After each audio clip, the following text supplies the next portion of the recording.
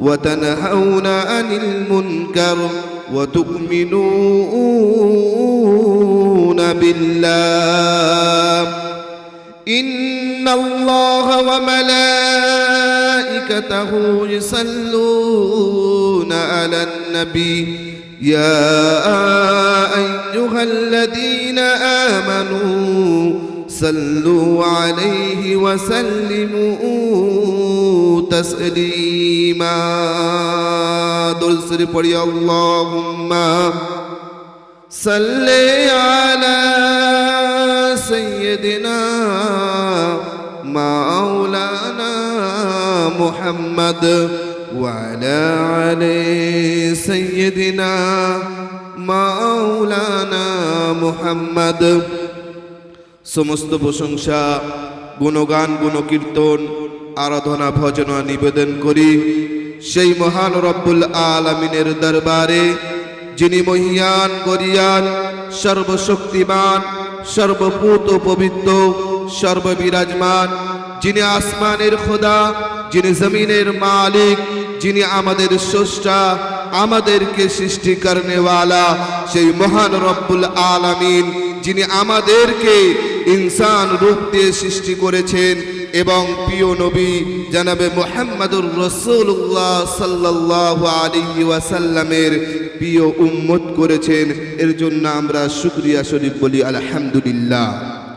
তারপরে পরে জানাই দো জাহানের বাদশা জনাবে মুহাম্মদুর রাসূলুল্লাহ সাল্লাল্লাহু আলাইহি ওয়াসাল্লামের শানে মানে হাজার দরুদ নিবেদিত হোক আমরা জোরে সোরে বলি আমিন। মুহতারাম বুজুর্গ দোস্ত আল্লাহ রাব্বুল ইজ্জত আমাদেরকে দুনিয়ার বুকে পাঠালেন কেন আমাদেরকে চিন্তা ভাবনা করে দেখতে হবে। কেন পাঠালেন ইনসানকে? আবার আল্লাহ তাআলা নিজে তেনার কোরআন পাকের মধ্যে ইনসানের বড়ত্ব বজায় করে বলছেন লাকাদ খালাকনাল ইনসানা ফি আহসানি তাকবীর, আমি সমস্ত মাখলুক বানিয়েছি আর এই মাখলুকদের মধ্যে উত্তম সেরা করে বানিয়েছি ইনসান জাতিকে। ইনসান জাতিকে যে আল্লাহ রাব্বুল আলামিন দুনিয়ার বুকে সেরা করে পাঠালেন, কেন পাঠালেন চিন্তা ফিকির করে আমাদেরকে বলতে হবে। প্রশ্ন আছে এখানে কেন?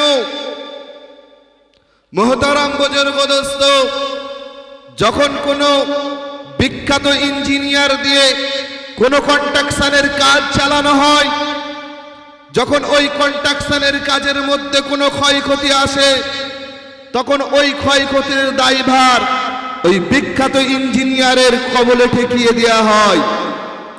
আমাদেরকেও চিন্তা করতে হবে আল্লাহ রাব্বুল ইজ্জত আমাদেরকে যে উত্তম করে পাঠালেন, ইনসান জাতির মধ্যে শ্রেষ্ঠ করে পাঠালেন, আমাদের কাজও উন্নত মানের হওয়া দরকার। আমরা যদি আমাদের কাজকে ভুলে যাই মুহতারাম বুজুর্গ দোস্ত কাল কিয়ামতের ময়দানে আপনাকেও খেসারত গুনতে হবে।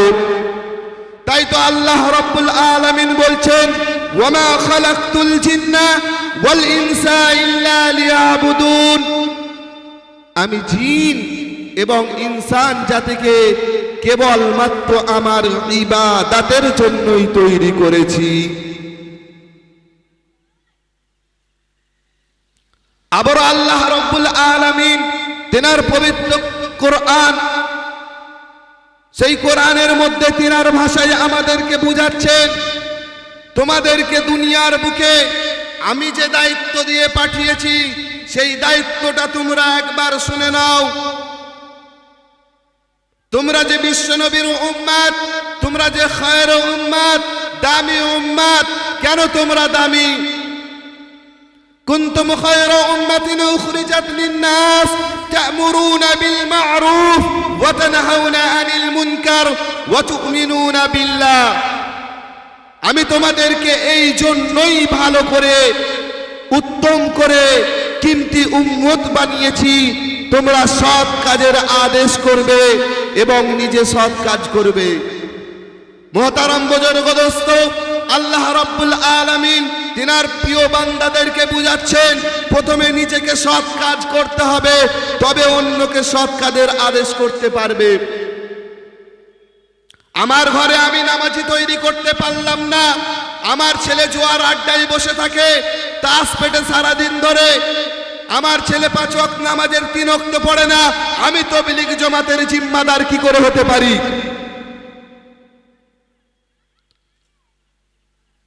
আমি আলেম ডিগ্রি নিয়ে বসে আছি, আমি আমার ঘরকে বানাতে পারলাম না। মুহতারাম বুজুর্গ দোস্ত, ওই আলেমের কোনো দাম নেই আল্লাহর দরবারে।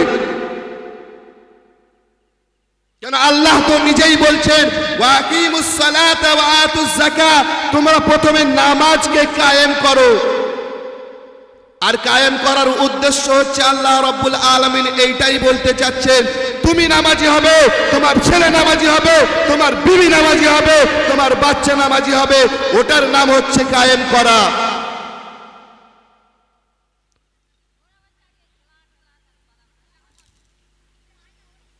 কুনতুম খায়রা উম্মাতিন উখরিজাত লিন-নাস তা'মুরুনা বিল মা'রুফ ওয়া তানহাউনা আনিল মুনকার ওয়া তু'মিনুনা বিল্লাহ। নিজে খারাপ কাজ থেকে বেঁচে থাকো আর অপরকে খারাপ কাজ থেকে বাঁচার জন্য ডাকো। নিজেকে বাঁচতে হবে, তবে অপরকে ডাকলে সে অপর আমার দিকে আঙুল তুলতে পারবে না। আমি মদ খেয়ে যদি কোরআন হাদিসের কথা বলি, কোরআন হাদিসটা দামি, কথাটা দামি, কিন্তু মুহতারাম বুজুর্গ দোস্ত, আমি যে লোকটা আমি মদ খেয়ে আছি, এই জন্য আমার কথার কোনো ভ্যালু হবে না। মুহতারাম বুজুর্গ দোস্ত, কাল কিয়ামতের ময়দানটা খুব কঠিন ময়দান। যদি এই কঠিন ময়দানে আমাকে খাড়া হয়ে আল্লাহর দরবারে হাজির হয়ে হাজরা দিতে হয়, আমার জন্য আল্লাহ রাব্বুল আলামিন পৃথিবীর জমিনে চলার জন্য আল্লাহ কোরআন পাক পাঠিয়েছেন গাইড বুক হিসাবে, দা হলি কোরআন, এবং আমাদের মাঝে একজন প্রফেট পাঠিয়েছেন জনাবে মুহাম্মদুর রাসূলুল্লাহ সাল্লাল্লাহু আলাইহি ওয়াসাল্লাম, যিনি আমাদের গাইডম্যান। বুকও দিয়ে দিয়েছেন আর রাস্তা চলার জন্য গাইডম্যানও দিয়ে দিয়েছেন, যিনার জিন্দেগিটা ছিল আমাদের আল্লাহর হুকুম। আল্লাহ যেভাবে নবীকে বলেছেন আর নবী সেইভাবে আমাদেরকে চলে দেখিয়ে দিয়ে গেছেন।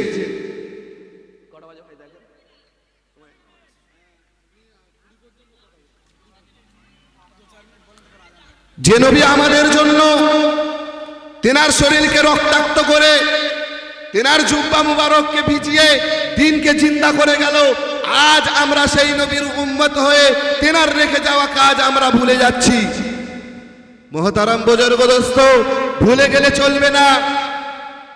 নবী বললেন, কাল কিয়ামতের ময়দানে আমি আল্লাহর কাছে সাক্ষী দেবার জন্য আমার উম্মতের জন্য আমি জিম্মাদারি নিলাম। নবী তো প্রথমে বলল আমার উম্মত হতে হবে।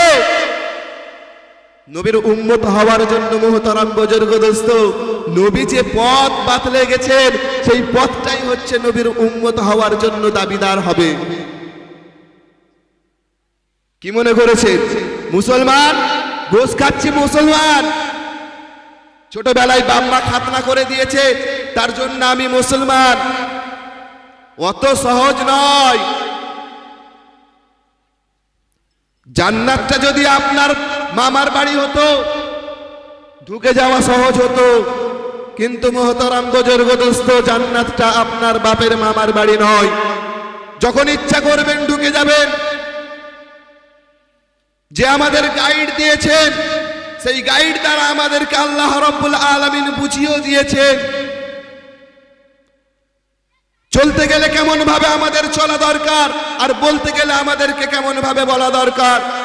মুহতারাম বুজুর্গ দোস্ত, দিন নিয়ে চলতে গেলে আমাকে দিনদার হতে হবে, পরেশগার হতে হবে, তবে আমার ঘর থেকে দিনদারি পয়দা হবে, আমার সন্তান দিনদার হবে।